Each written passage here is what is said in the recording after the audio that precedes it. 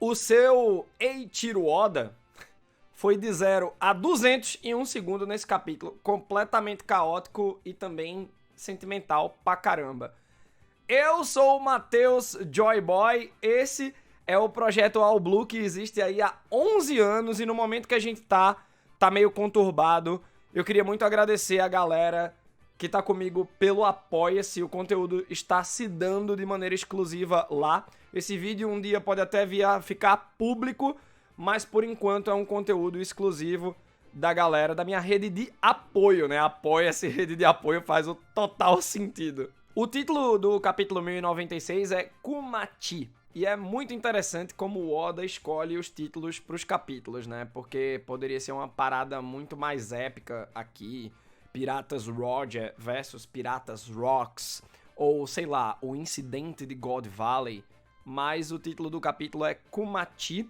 Também pra gente lembrar que estamos no flashback do Kuma. Então o Oda não vai contar essas paradas do Rocks agora. Eu pensei que iria, mas eu entendi o que ele tá querendo fazer nesse capítulo. E é um título muito bonito. Kumachi é um apelido pro Kuma. Seria um teddy bear em inglês ou um ursinho, aqui no Brasil numa tradução livre. E mostra o carinho da Ginny em meio a todo o caos e também depressão do incidente de God Valley, né? Que a gente vê através do sofrimento do povo que está sendo caçado pelos dragões celestiais. E a gente tem uma capinha muito fofa, essas capas do Oda, que são ideias, né, dos fãs e ele executa, né? O Zoro irritado porque perdeu na dança das cadeiras para uns chihuahuas. Ok. Eu quero começar falando da estrutura desse capítulo, né? A gente teve aí 15 páginas, se você conta com a página do Zoro e dos chihuahuas. Então, tirando essa página, 14. E, gente, foram 6 páginas para o fluxo natural das nossas expectativas. Ivankov, Ginny, Kuma, o festival de limpeza étnica praticado pelos dragões celestiais, aqui no caso em God Valley. Só que aí vem todo o rebuliço de 6 páginas pros Rocks, Roger, Garp chegando também, e aí 4 páginas para o Kuma, a Ginny e Ivankov em Sorbet. Então, quando você para prestar atenção nessa distribuição de páginas, olha o que ele fez nesse capítulo. E você entendendo que o flashback do incidente de God Valley deve ficar muito aí para o flashback do Rocks, provavelmente. Então dá para entender porque ele fez essa distribuição e ele tá tentando centrar a ótica do Kuma sobre todas as coisas, né? Mas o que eu achei que aconteceria em 3, 4 capítulos, aconteceu em 1. Vamos então ao começo do capítulo com esses jogos vorazes em God Valley, né? Os dragões celestiais ranqueiam as pessoas no festival de limpeza étnica. São 10 mil pessoas no total, 10 mil pessoas que vão ser caçadas. Acredito que seja toda a população de God Valley. E eles se referem às pessoas como coelhos, gente. São coelhos. E então vão ser 10 mil coelhos e 150 são coelhos raros e 13 são coelhos super raros. Ou seja, os dragões celestiais vê o povo ali de God Valley, e não só de God Valley, né? Do mundo inteiro, tirando eles, lá em Margeois, eles veem o povo como animal, né? E aí, gente, essa parada de raridade dos 150 coelhos raros e 13 coelhos super raros deve ser algo a ver com raça, né? O Kuma mesmo é um bucaneiro, e ele tem um alvo nas costas. Então ele é um alvo desse festival de limpeza étnica, né? O que eu acho estranho é que se você usa a linguagem dos dragões celestiais, o Kuma, enquanto escravo, é um patrimônio de um deles. E aí, tipo, virou um alvo também. O dragão celestial, dono do Kuma, não faz questão de tê-lo, ainda mais por ele ser forte, né? Mas, pô, a gente viu como um dragão celestial matou o Clap, o pai do Kuma, só porque ele tava fazendo barulho.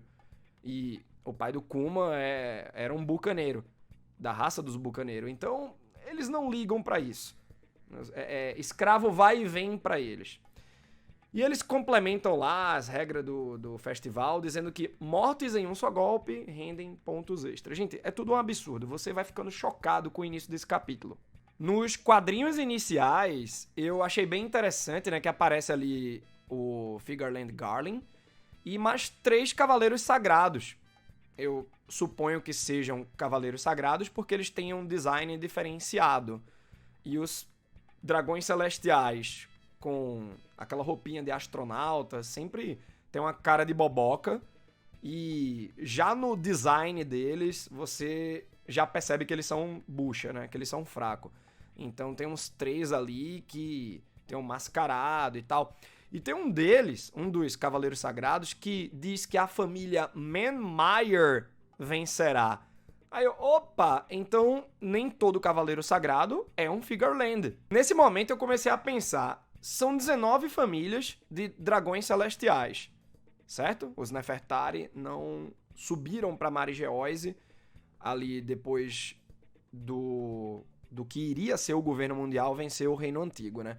Então os Nefertari ficaram, são 19 famílias. Então tem um representante de cada família para compor o grupo dos Cavaleiros Sagrados. Mas aí, como é que fica o Cavaleiro Sagrado da família Don Quixote após o Figureland Garland matar o Don Quixote Miosgard? Porque o Don Quixote Miosgard feriu o Carlos. Saca, eu tô curioso pra ver como é a estrutura e a hierarquia desse grupo. Eu fiquei já impressionado com o primeiro painel maiorzão, mas quando você vai seguindo os demais quadrinhos, gente, ver o povo suplicando ali, bateu uma bad muito grande, velho. E os dragões celestiais, eles são sarcásticos. E não é nem de propósito, é o jeito natural deles, velho. Eles falam, tipo, tenham consideração pelos nobres. Consideração? Numa situação como essa? E, gente, até bebê tá na caçada, no colo da mãe, velho. É um dos capítulos mais conceitualmente violentos, onde a violência tá na sugestão. Vocês lembram em um ano, quando tem uma mãe prestes a enforcar o próprio filho? Você consegue entender que ela vai fazer isso porque o povo ali na cidade de Ebisu, se eu não me engano, tá com fome? Então, é tipo essa sugestão que dá e o que torna um capítulo de um mangá que tem como público-alvo o público infanto-juvenil. Isso é muito violento.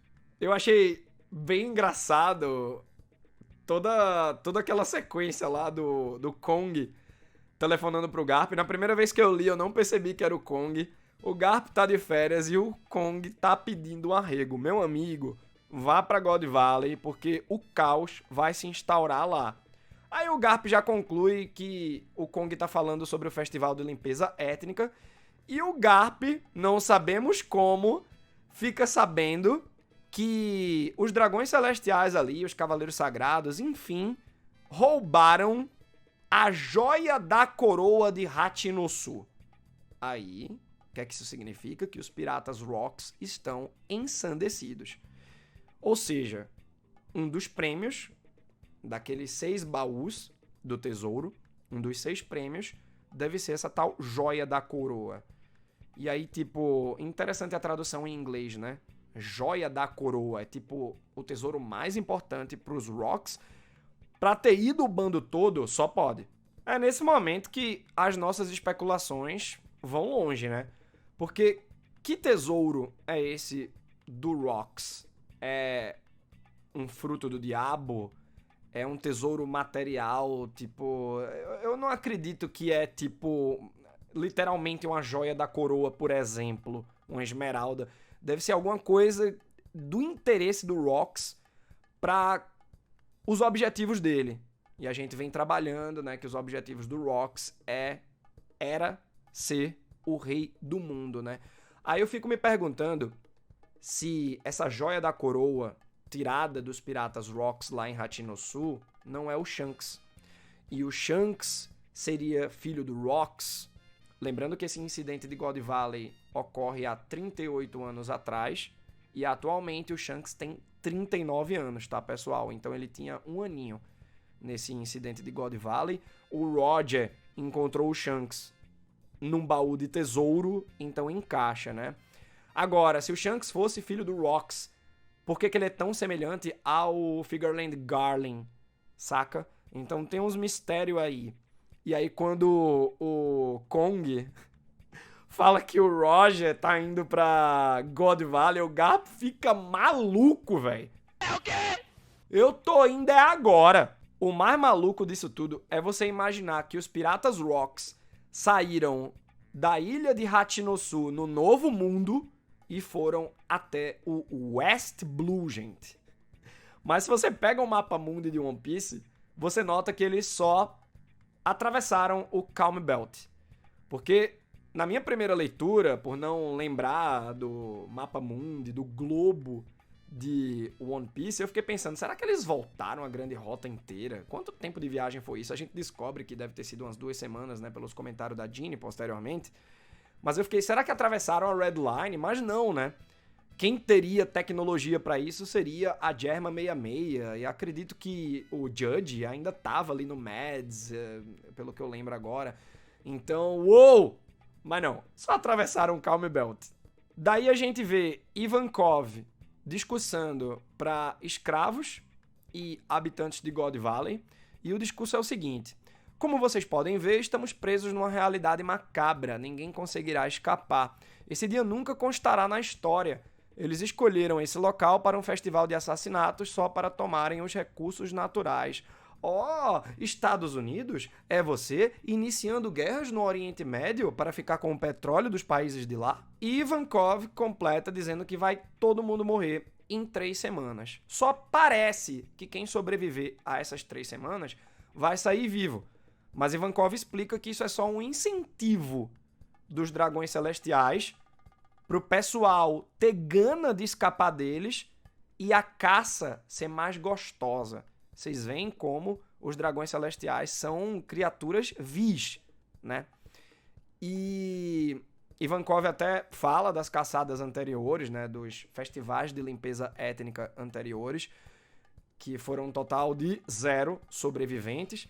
E, gente, é muito louco você pensar que se esse festival existe há 800 anos, desde quando se instaurou o governo mundial, dragões celestiais, etc., e esse festival ocorre de 3 em 3 anos, foram 266 ilhas apagadas do mapa.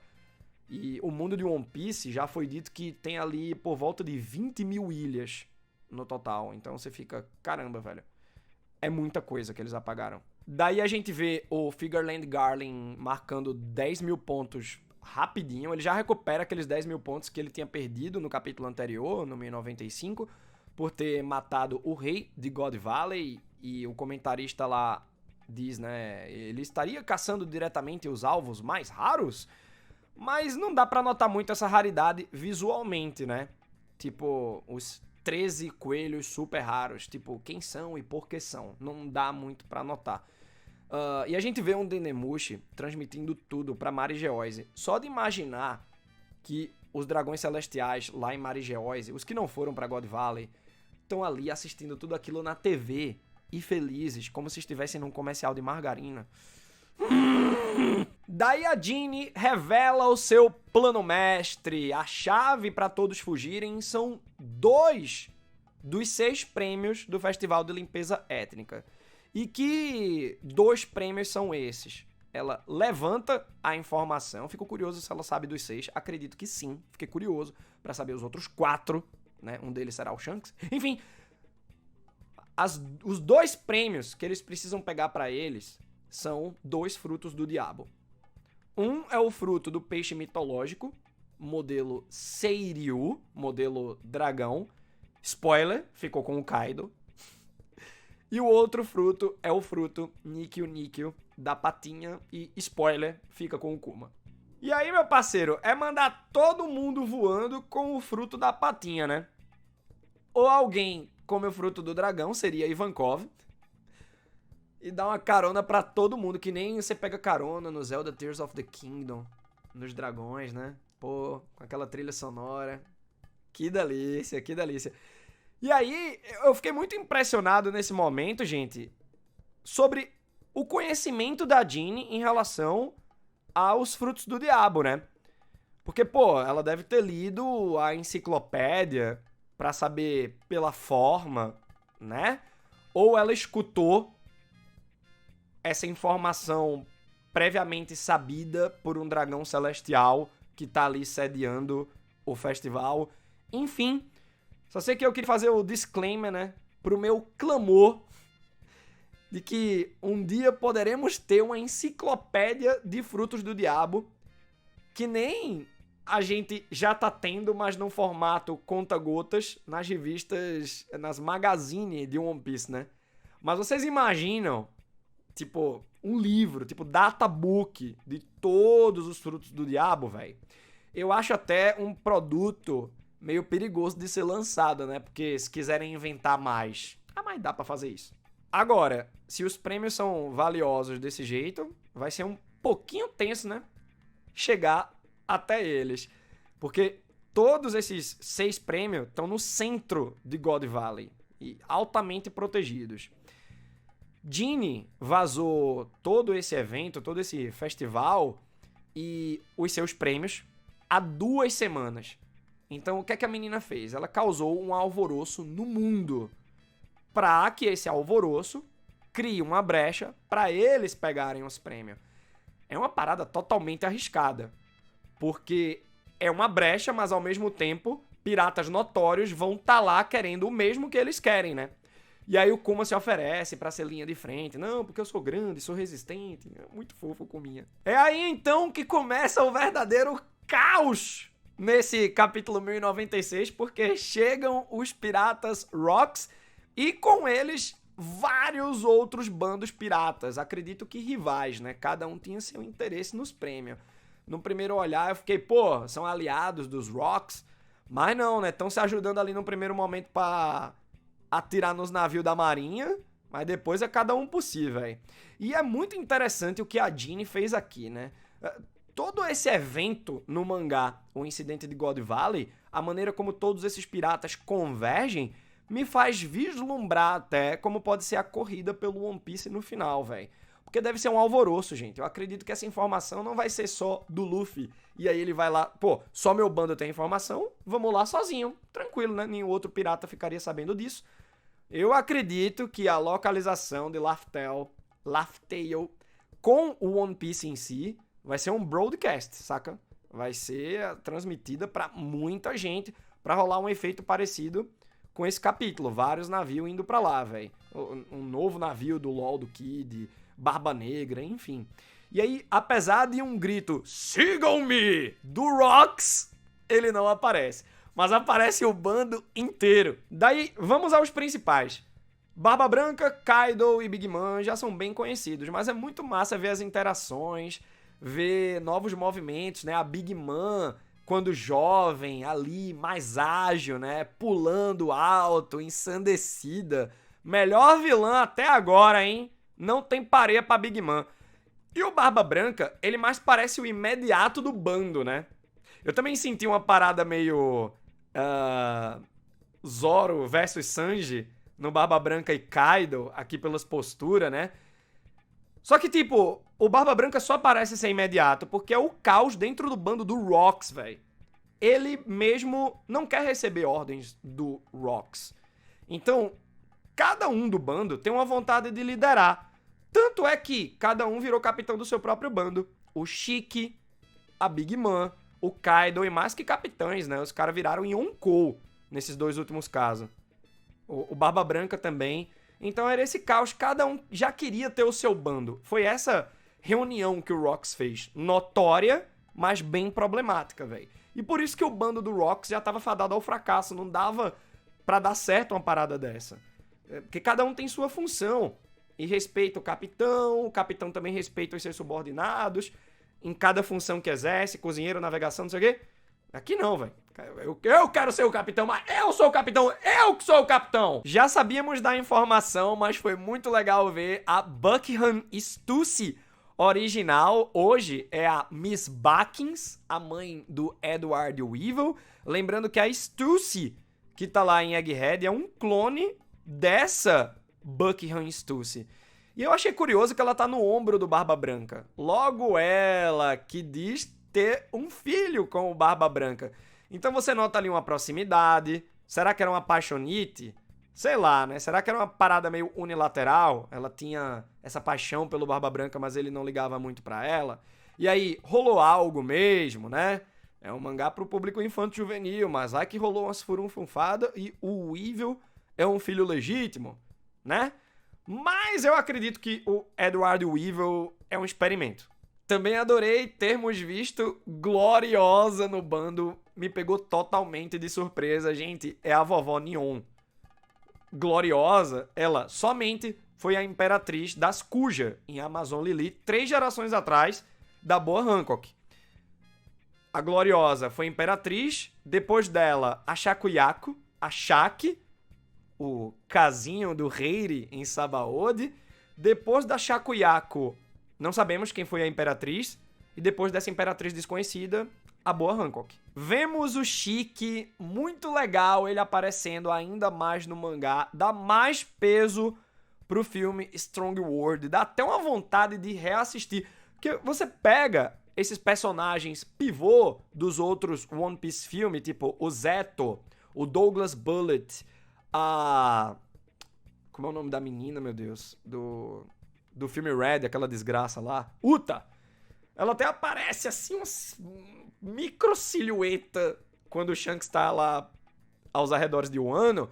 Mas, velho, o Shiki, ele tá muito presente, velho. Tá muito presente. Vocês lembram também quando a parente lá do Orochi, a Kurozumi Higurashi, ela vai mostrando... Ela tinha o fruto do Bon Clay, na época, Mr. Chu. Ela vai tocando no rosto e um dos rostos é justamente o rosto do Shiki, velho. Então ele tá aqui e ali no mangá, né?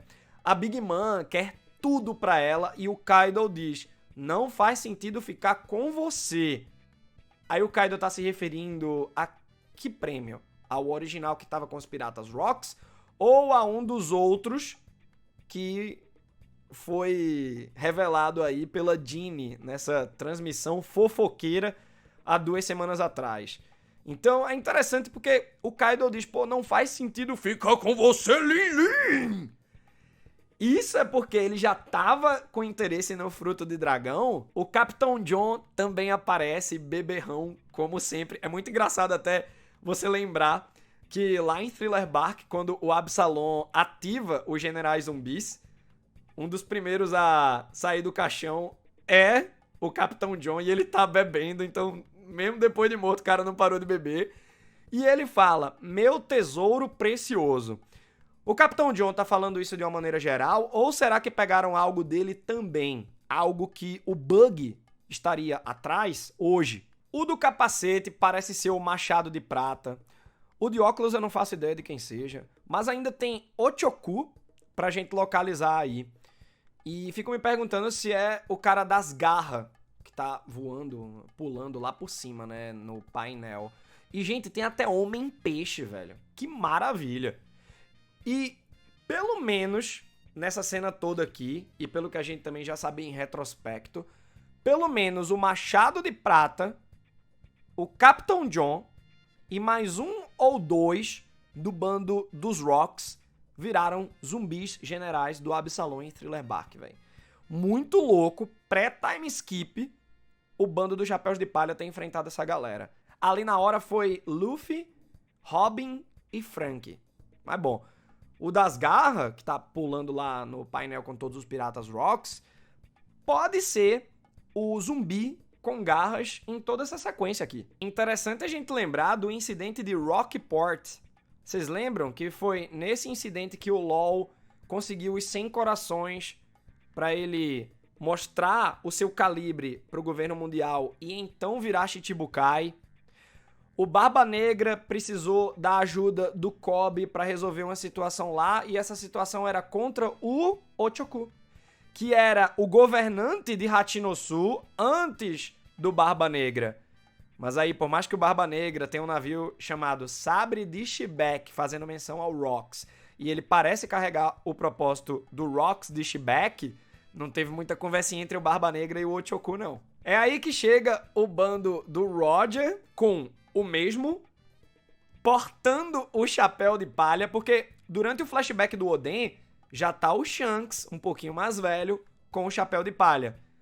Então aqui o Roger ainda não tinha encontrado o Shanks, ele estava usando o chapéu, ele não estava com seu bigodão característico. E além do Roger tá o Hattie, o Scopper Gaban, e a gente também vê Spencer, Sambel, Millet Pine e Yui. Yui é aquele do cabelinho de fogo mais atrás. E lembrando, gente, que temos um vídeo no All Blue, esse vídeo é público, com todos os 32 membros do bando do Roger. A gente mostra os sketches deles e comenta as informações que o Oda deu até o momento. Assistam que vale muito a pena. Num painel menor, a gente vê os Cavaleiros Sagrados com o Figureland Garland liderando, só que a gente também vê outros 2 Cavaleiros Sagrados novos, que não apareceram no início do capítulo. A gente vê uma mulher e um outro mais alto e aparentemente esguio com a máscara de crânio de boi. E aí, esse povo já deve tá tudo velho que nem Garland, né? Ou já morreram, né? Eu até me pergunto se os Cavaleiros Sagrados atuais são esses e mais outros, só que tudo velho, que nem o Garland hoje está, né? Ou se o Garland tá com uma nova geração. É aí que Garp chega com Bogard, o Bogard que deve agradecer muito ao live action de One Piece, porque ele nunca apareceu tanto na obra quanto no live action. E vem uma reca de marinheiro, né? Já pula pra Ivankov e Kuma com os frutos em mãos. O Kuma tava com o seu futuro fruto Nikyu, e Ivankov com o fruto que seria do Kaido. Você imagina Ivankov comendo o fruto do dragão. É muito curioso essas coisas, né, velho? Só que aí a Big Mom chega com tudo, velho. E arranca o fruto da mão de Ivankov, que já naquela situação de urgência diz pro Kuma, ó, come o fruto aí, velho.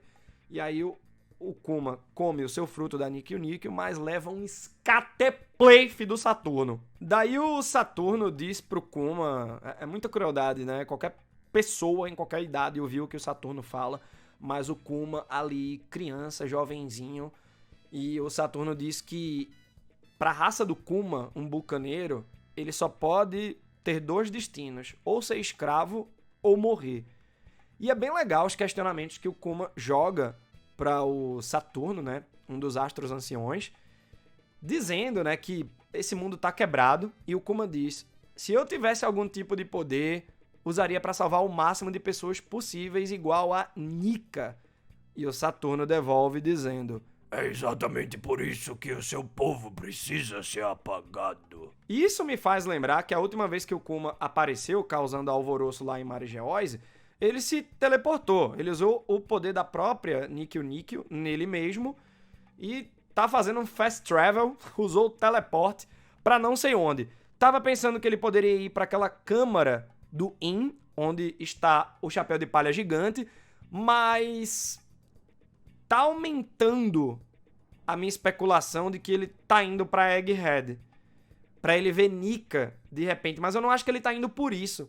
Eu acho que ele tá usando a Bonnie como o norte de sua bússola. Então ele quer ver a filha, e ela esteve em Marigeoise recentemente. Então vamos lá, o Kuma tava em Kamabaka. Kamabaka fica no paraíso, a primeira metade da grande rota. Eu fico me perguntando por que ele não foi direto pra Egghead? Por que teve esse pit stop? Né? Será que ele precisa parar na Red Line? Mas não. Ele mandou a galera pra vários lugares do mundo em Sabaody, quando rolou o time skip. Então, de Kamabaka pra Red Line, da Red Line pra Egghead, por que ele fez o pit stop em Marigeoise?